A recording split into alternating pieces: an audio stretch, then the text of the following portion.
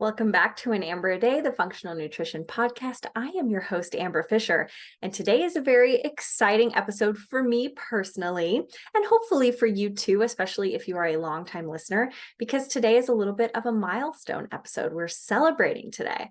We are celebrating the fact that the podcast has now, maybe not at this exact moment that I'm recording, but probably by the time this podcast comes out, has officially hit 50,000 downloads over the course of its life. And that's a very exciting milestone. A lot of podcasts don't make it past the first, I think the statistic is like the first 5 or 6 episodes or something like that. It's just very exciting for me to see things come to fruition, something that I put a lot of effort into and I hope has provided a lot of value. One of my favorite things is when I meet a new client or somebody DMs me or something and they tell me that they are a podcast listener and that they love my podcast. Because I'm like, wow, you know about my podcast? Like, it's so amazing to me. I know I've said this many times before, but it's so crazy to me that like you might be in your car or you're cleaning or something and you're listening to me talking right now. Whereas I'm just up in here in my little office by myself wearing my comfy shirt because it's Labor Day right now when I'm recording this, and just talking to myself essentially. But I do always have this kind of person in my mind that I'm hoping is listening and getting value out of the things that I'm saying. So if you're here, if you've been here for a while, especially, thank you. I appreciate you. And I thought, what can I do to celebrate this milestone? And usually big milestones of the podcast, I like to kind of take a look backwards and just sort of reassess, because a lot has changed for me in my personal life, in my professional life, just as a person. I've grown up and changed quite a bit in the last, when was 2018? Was that 5 years ago? I should probably do the math, but it's been a while. And so a lot has changed for me. I became a mom during that time. Like I took my work totally virtual and now I do group programs and social media, and it's just like it's completely different. So I like to do little episodes every once in a while where I kind of get wax nostalgic and think about what's changed and what's different. And rather than waste everyone's time by getting too sentimental here, what I thought I would do actually is I just got the idea to kind of go search on PubMed. PubMed is the National Institute of Health research website where you can pull up abstracts and things of different research studies. Anyway, it's dorky people like me spend a lot of time on there. But it's kind of like the premier place for do your own research, and getting good quality research rather than just Googling something. So I got the idea that perhaps I should go and search PubMed from the last few years since I've done a real deep dive and see if there's anything new that's come about that might be interesting to share with you all. Because one of the things that always amazes me is just how much PCOS, the understanding of PCOS and the nature that it has, or the relationship that it has to our nutrition and lifestyle, just how much that has changed even since I got my master's degree, or since I started practicing nutrition, or since I was first diagnosed. So much has changed. It hasn't been that long of a time, right? It's been, 15 years, something like that. So the fact that the research and nutrition landscape for PCOS looks so different now than it did even maybe 6 or 7 years ago is always so amazing to me. And it's hard when you're being a practitioner and you're working day to day and you're helping people. It's not always easy to kind of stay up to date with all that. So I thought, well, that might be fun. I'll go look back and see if there's anything, new that's dropped that I haven't seen, or any more further conclusions on different things that I've kind of been following for a while, and update you guys. So I'm going to try to make this really in layman's terms, easy to understand. I'm not going to try to go over your head too much with scientific jargon, because if you've ever tried to read research studies, it can get a little bit intense, but I'm going to try to keep it simple to understand. And I'm just going to skim through some of this stuff just so you can kind of see. But if you want the links to the actual abstracts, and then from there, some of them are free full text, like you can just literally go read the whole study. Some of them you have to pay for. Anyway, if you want the links to those, you can find them in the description box. I'll put a list of them and kind of like what the topic was that was covered. So we're going to get into that, and we're going to do that today. And so I hope that sounds fun to you. If it does, stick around. Before we get into that though, just a couple little housekeeping announcements. You are listening to this on Tuesday, September 5th, 2023. And that means that officially enrollment is now open for the PCOS Essentials Academy group program. So this is a 4-week group program that I am running with Hannah Mule, who runs the Conscious Nutritionist accounts on Instagram, TikTok. She's also a PA, physician's assistant. She is a dietitian. She is a PCOS nutrition expert like myself, and her and I love to run group programs together. We have very complementary strengths, and we've run this will be the 4th group program that we've run together. And so what it's going to be is 4 weeks where we meet live. Now, I know, because I get this question a lot, people are like, well, I would like to join it, but I don't think I can come to the live meetings. And that's totally fine. Every group program we've ever run, we've had people from other countries, people outside the US or whatever, who couldn't be on the recording at the recording time because it was the middle of the night for them, or they had to work at night or whatever.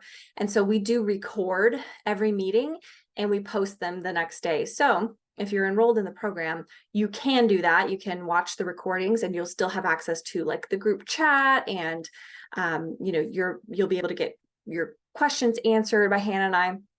The way it kind of works is that we divide up the 4 weeks into 4 lectures. They're about an hour long, usually go a little longer because we do question and answer sessions. We try to keep the groups fairly small.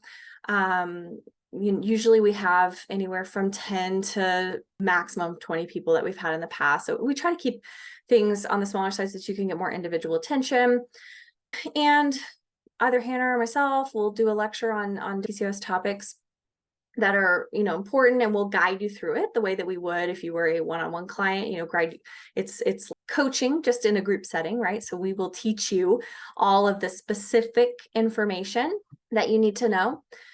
And from there, you will have the opportunity to integrate that material with us to help. So whereas a self-paced course like my course is PCOS Foundations or Functional PCOS or something like that, you're doing all that work on your own without access to really anybody to bump things off of or ask questions for, or, if you get confused or whatever, you're kind of on your own. This is a situation where what you're paying for the most part, is not just the information, but that access. So, you get access a 2-for-1 special. Me and Hannah, and we're both experts in PCOS nutrition, and we both bring different perspectives, but her and I also are on the same page nutritionally about the very vast majority of things when it comes to PCOS. So it's a lot of fun. We always get really positive feedback from the women who have been part of the groups before, and we stay close. And I love to hear how they're doing. We've had pregnancies come out of the groups. We've had people regulate their cycles. We've had people clear their acne. Everybody pretty much leaves the group at least feeling a lot more energetic and just a lot more balanced.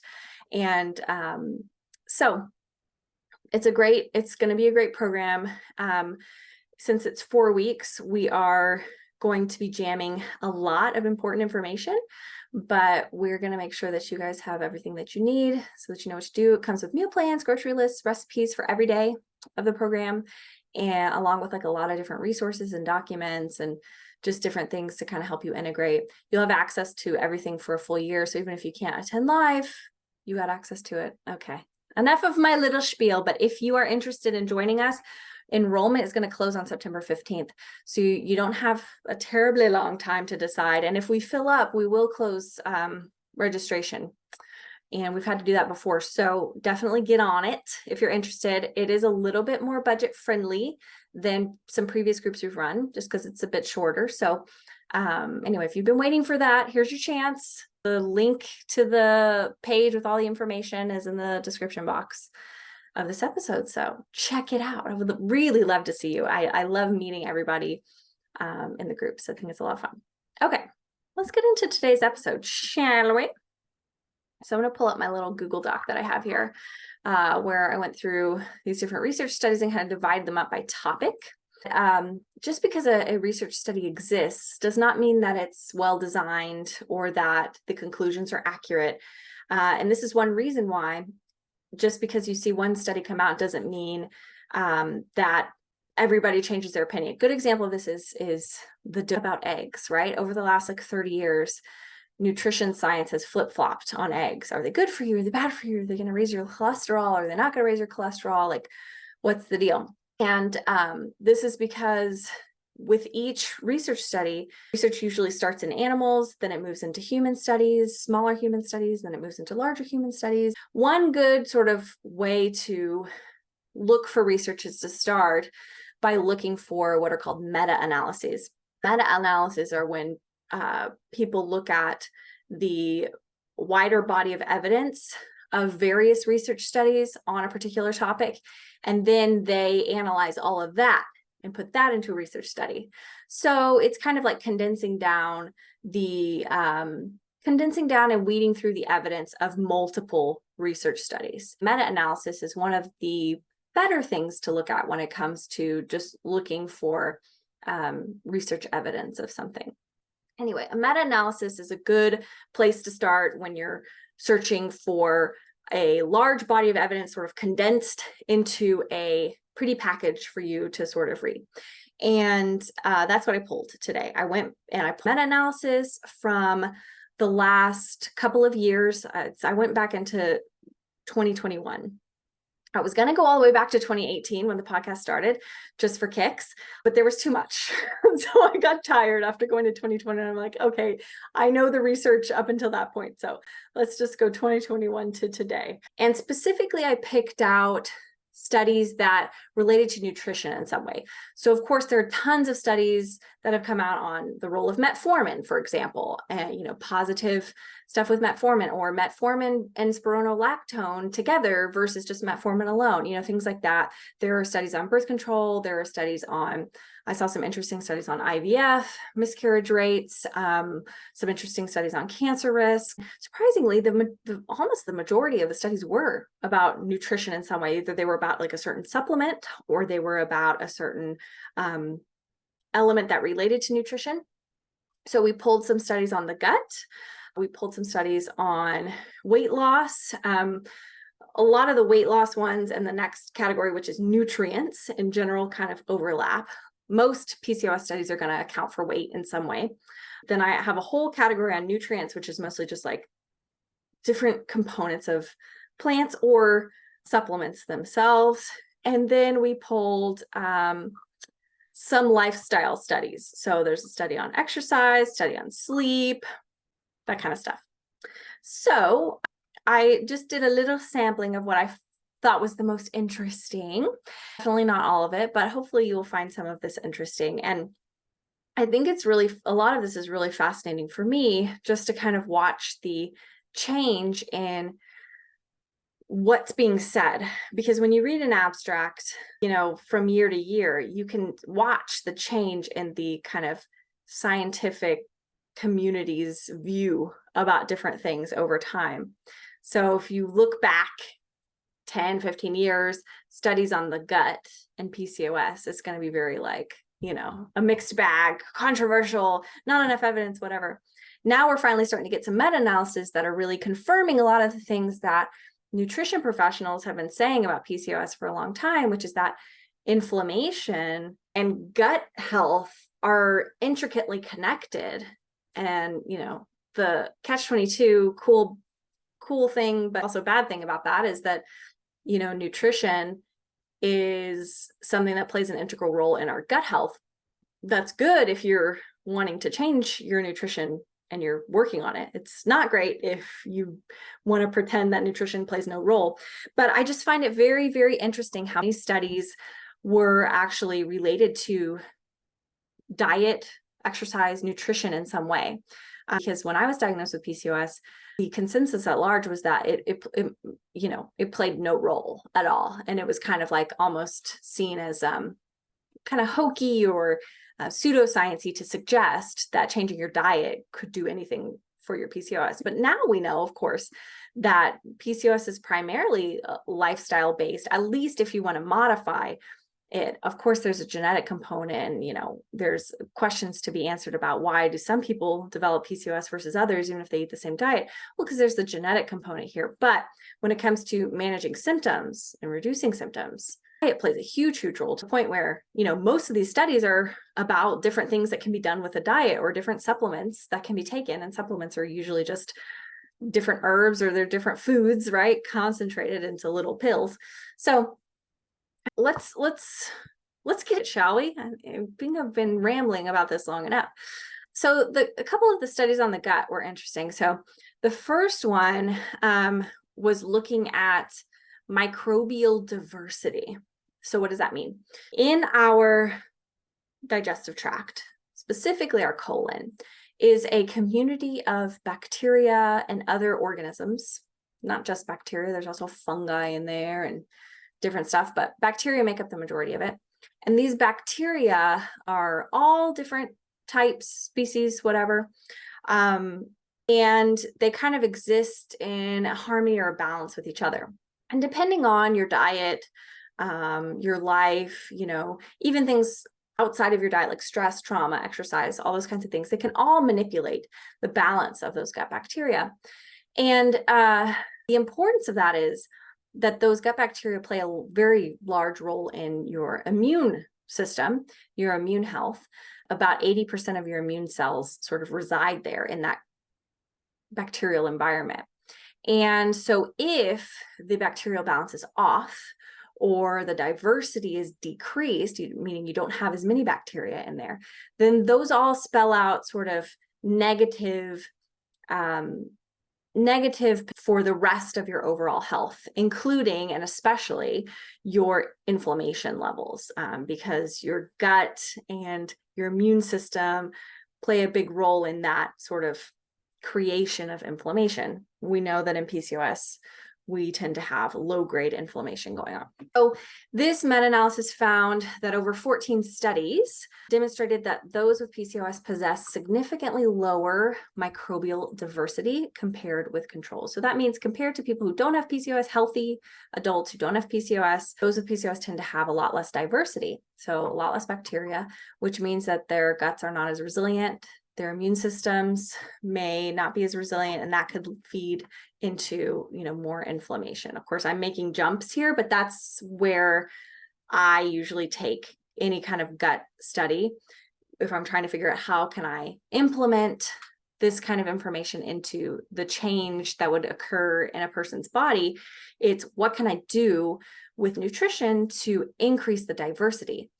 So what we know about that is that bacteria, the good kind of bacteria especially, love fiber, and they love different plant nutrients, like they love things like polyphenols, which are plant components. They love all kinds of stuff like that. So basically we feed it more fiber, we feed it more veggies and fruits and fresh, plant-based foods. And that's how you increase your diversity. So it's really actually simple at the end of the day, a little harder to implement. One of the studies that I found, I don't think I included it in this, but one of the studies that I found was a study of the diets of those with PCOS. It was based on a diet recall, which has its weaknesses. But compared with those who didn't have PCOS, what they did find was that those with PCOS tended to have overall significantly lower levels of fiber in their diet. They just weren't choosing fiber-rich foods. And, one of my frustrations with nutrition science in general, and kind of like the whole overwhelming viewpoint of those with PCOS, is that we tend to be sort of looked at as like we're the problem. It's because we're not eating right that we, are having these problems. And the reality is a lot more gray than that. It's complicated, because I can't say 100% that we're not on average playing a role in this, because we are. I mean, the studies sort of demonstrate that again and again, that those with PCOS tend to choose diets that are not as beneficial for their PCOS symptoms. On the other hand, what is the reasoning for that? I think a lot of that has to do with the drivers, these hormonal drivers that sort of trigger more starch cravings, insulin resistance triggering more sugar cravings, those kinds of things, and it pushes other things out of the diet. There could be a lot of reasons for it, but to say that it's all just your fault, the way that you're eating is an oversimplification. But to say that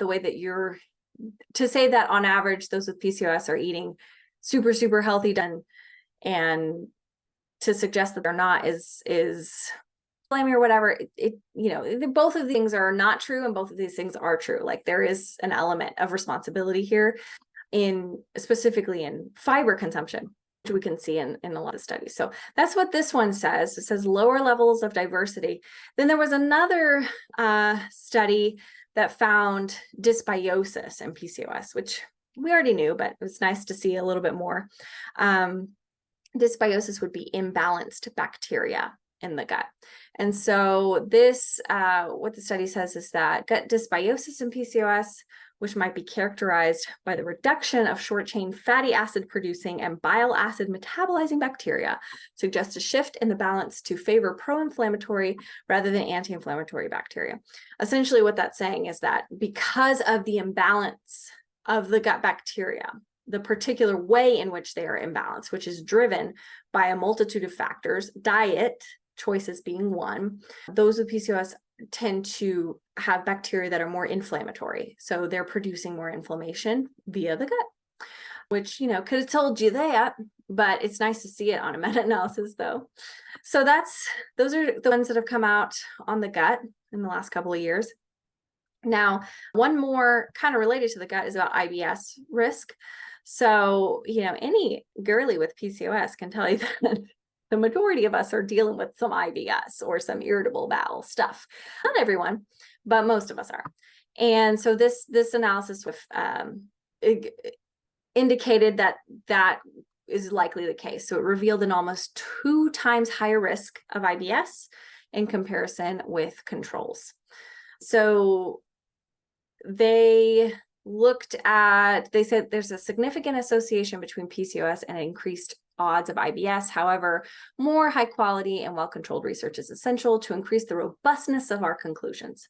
So, we've known that there's a link between PCOS and IBS for a while. And now we've got some stronger data to suggest it, but it's still not strong enough for them to come out and say, yes, absolutely.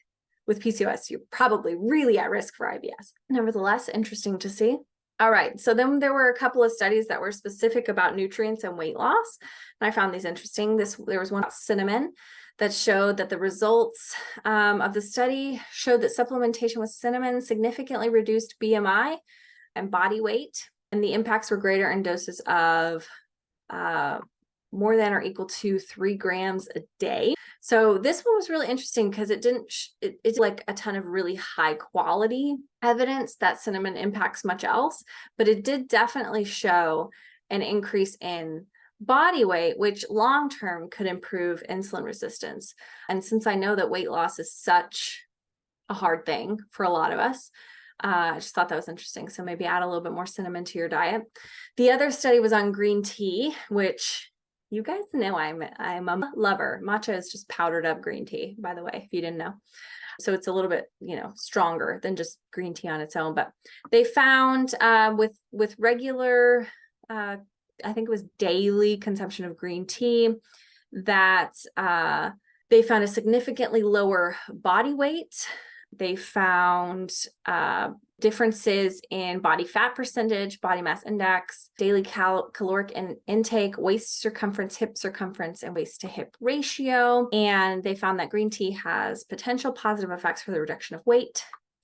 And they say we reasonably expect this to be an option of adjuvant treatment in PCOS clinical management. So they are stating that they expect that down the line, it may be common to hear, oh, have some green tea every day. That's great for PCOS. You know how we talk about spearmint tea. It's great for PCOS. Now they're going to say green tea. I mean, if you look at PCOS influencers on Instagram, this is already happening. We're already talking about matcha all the time, and it's not just because most of us can make a commission off of selling some matcha, which we can. My favorite matcha is always linked, and I do make a little commission when people buy it. But the reason that I got on the matcha train and I got it so much is because in my personal life, I started drinking matcha, not for PCOS, but just like in general, because I'm kind of anxious with caffeine. And so I was looking for a little pick-me-up that wasn't going to like make me really anxious. And I also wanted to get more like antioxidants. And I think it was another person who I follow who she did like her matcha latte recipe. And I was like, what's a matcha latte? Maybe I should try it. So I started drinking it and I realized I really liked the taste of them after I got used to it. At first it tasted like grass, but I really started to like it and I liked the way I felt on it. And so the more that I incorporated, the more regular it became as part of my lifestyle. I have a matcha just about every day. And I've done that for the last few years. And it has really positively impacted me in a lot of different ways. My energy levels, my concentration, my focus. I think it's helped my skin a lot. So I talk about it so much because it's helped me so much, and it's helped a lot with different symptoms for me too. So anyway, I think it's stuff like that is easy to share about because I know it works anecdotally for me, and I've seen it work for a lot of clients over the years. And so anyway, it's cool to see some sort of preliminary evidence coming out about green tea specifically for PCOS. So those studies were basically focused mostly on weight in PCOS though. Now the rest of these studies on nutrients are more focused on overall parameters of PCOS. So different symptoms that are going on in PCOS, different blood work markers. And what's cool is that different ones of these kind of impact different things. And not every study tests for every single marker, right? So we don't know like some of these, if they would have impacted other ones too, but it's just kind of cool to see the differences. So this first one here is just on antioxidants in general. Antioxidants are, present in most plant-based foods, leafy greens, berries, all those kinds of things.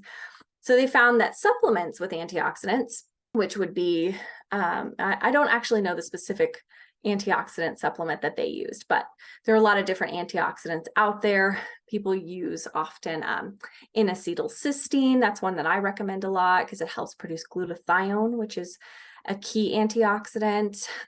Vitamin E, I mean, there are, right? But what they found was that antioxidant supplements significantly improved insulin resistance, fasting insulin levels, and fasting glucose levels. So improved the blood sugar balance in those with PCOS. But they did not find any evidence that it improved lipid profiles in PCOS, except for triglycerides, which I thought was interesting because triglycerides are the ones that we're the most worried about, right? So still kind of a net positive there, but they're always looking when it comes to specific nutrients or supplements, they're always kind of looking for something that maybe they could potentially, I think, make into like a prescription.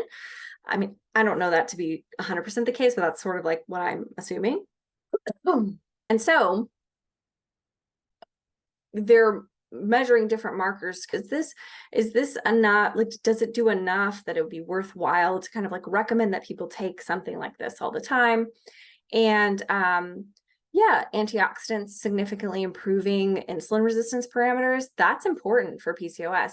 So rather than go out and look for an antioxidant pill, which you could exist, the best way to get more antioxidants would be to increase the diversity of your diet. So we always talk about something called eating the rainbow, which means that each individual fruit and vegetable, you know how they're all different colors, right? You got your red bell peppers, you got your leafy greens, you got what else? There's all kinds of different things and they're all different colors. Each of those different colors actually represents a different nutrient, a different type of antioxidant or polyphenol or other plant component that's going to be beneficial for your body. So the best way to get more antioxidants is just to actually eat more plant foods.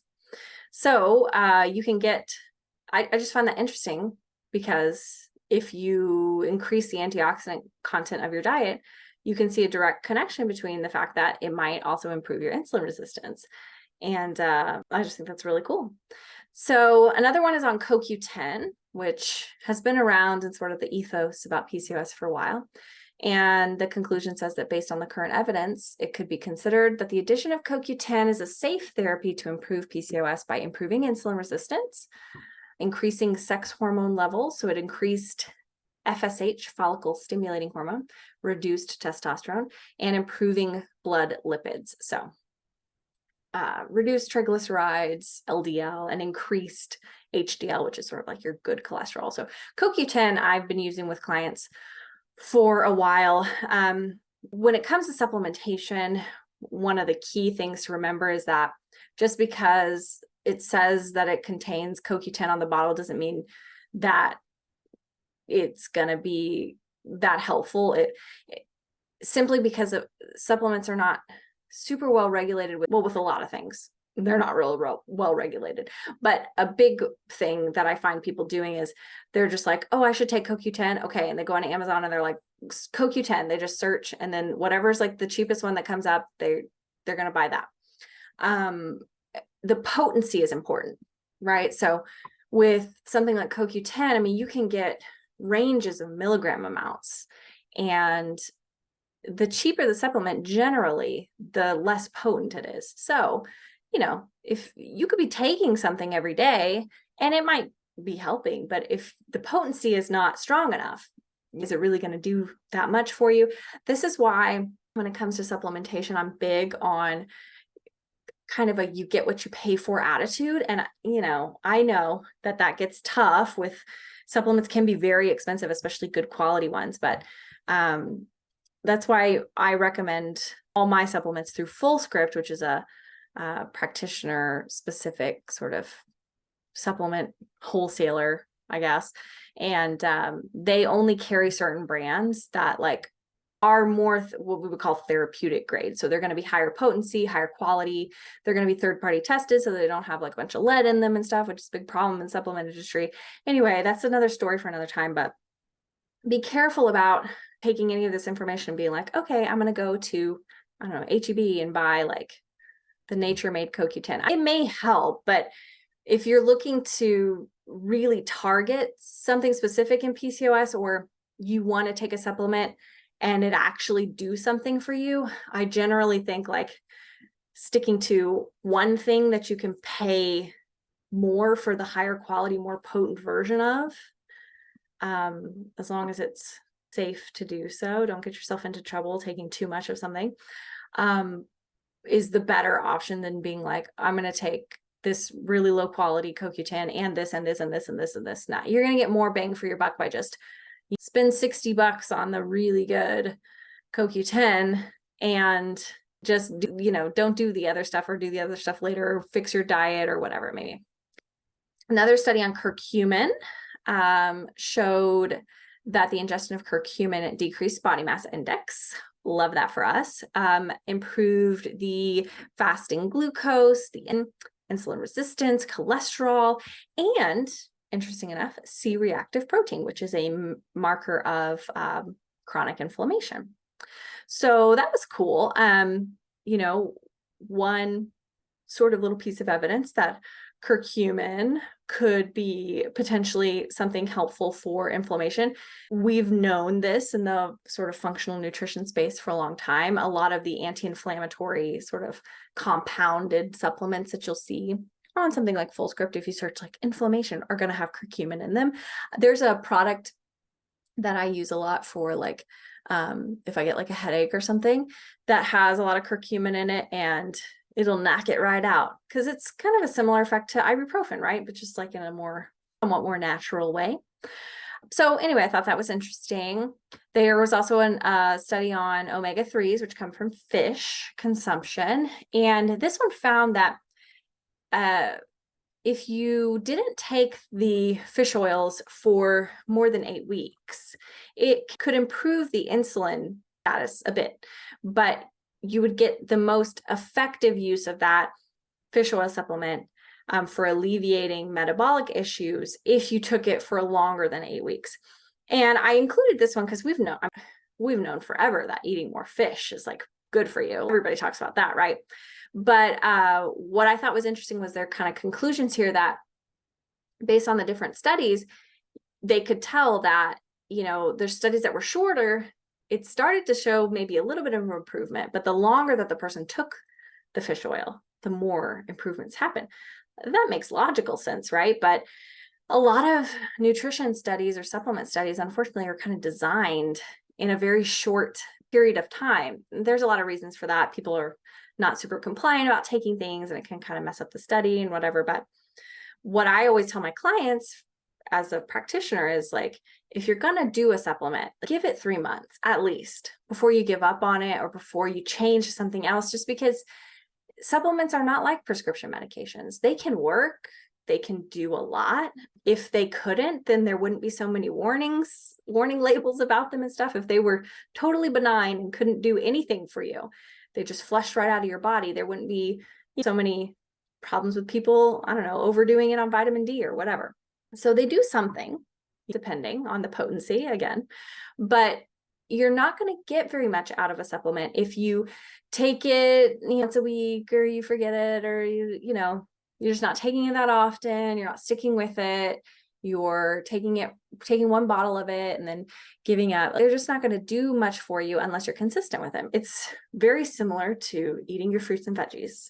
If you're not consistently eating your fruits and veggies every day, it's obviously better to have one serving of fruits and veggies a month than to have none, but you're going to get more of a benefit from that sort of daily habit and change, because a lot of supplements they're concentrated components of food, and you got to eat a lot of food to start noticing changes.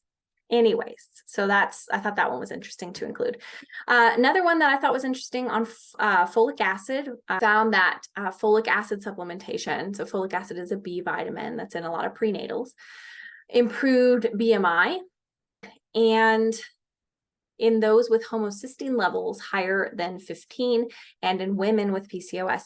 So the reason I included this one, obviously everybody knows it's good to take a multivitamin, a prenatal. I love a good prenatal.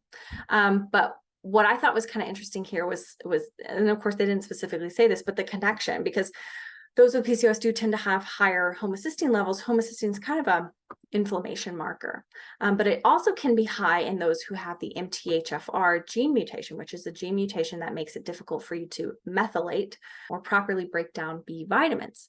And so if you are struggling to break down B vitamins and you're kind of low in folic acid or whatever, then your homocysteine levels can get higher. Your homocysteine levels can also get higher if you eat a lot of fast food and things like that. But what we kind of see a connection between is MTHFR gene mutations and those with PCOS. So I just thought it was interesting that folic acid improved the BMI in those who had high homocysteine levels, because that's indicative of potentially a methylating issue, and women with PCOS. So what I'm getting from that is like potentially more of a connection between MTHFR and PCOS, right? Like maybe being more at risk for that, which I definitely think is probably true. And then also the fact that having an issue, a genetic issue like that with breaking down B vitamins could be something that might inflame you to the point where you might have difficulty letting go of body weight. And so if just simply taking a B vitamin supplement, even a non-methylated one, although I think a methylated one would be even better, so that would be methylfolate, but that could potentially help you drop some body fat. There are a lot of things like that with PCOS where it's kind of mysterious. It's like, well, why is this person holding on to so much fat? I mean, they're eating the right amount, they're doing this, they're exercising, they're doing that. These little subtle sort of genetic things and hormonal things that can get in the way. And so I don't know, I just thought that one was interesting to include. Meta-analysis about inositol. You guys already know about inositol, but it was kind of cool to see another study sort of showing that the inositols, like you would get in ovositol, that's the popular one that everybody talks about, but there are a lot of different formulations of inositol products that are the same thing as ovositol, just different brands. By the way, I will link to ones that I have links for, supplements that I have links for, or ones that I have recommendations for in the description of this episode if you want to check them out. And obviously, if you buy through those links, I'll get a little commish, so I appreciate it. But I would not steer you wrong. I will only put links to ones that I like actually use with different people or myself, ones that I would trust. I don't have a link for every single one of these things. But anyway, what I thought was interesting about this was that even though we've known for a while that inositol is something good for PCOS, like it's one of the few supplements that actually most people agree on. What was cool was that it found that regular use of inositol was like pretty much just as good as metformin, if not like maybe better. And definitely better if you combine the two. So I just thought that was pretty neat, because, you know, everybody talks about supplements like they can't do anything for you, or you're just throwing your money down the toilet. But no, this is showing like better outcomes, or potentially on par outcomes with even a prescription medication. So yeah, love that for us. There was another study on NAC, which if you guys have listened to podcasts of mine before, you'll know is one of my favorite supplements for PCOS. I recommend it a lot. NAC is short for N-acetylcysteine, and it is a precursor to glutathione, which is your body's sort of master antioxidant.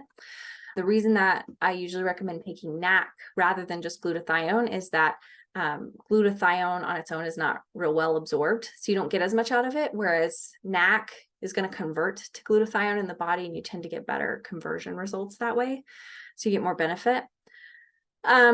This specifically, they were looking at some hormone levels in PCOS. So a lot of these other ones were looking at metabolic parameters like insulin, glucose, weight, you know, that kind of thing.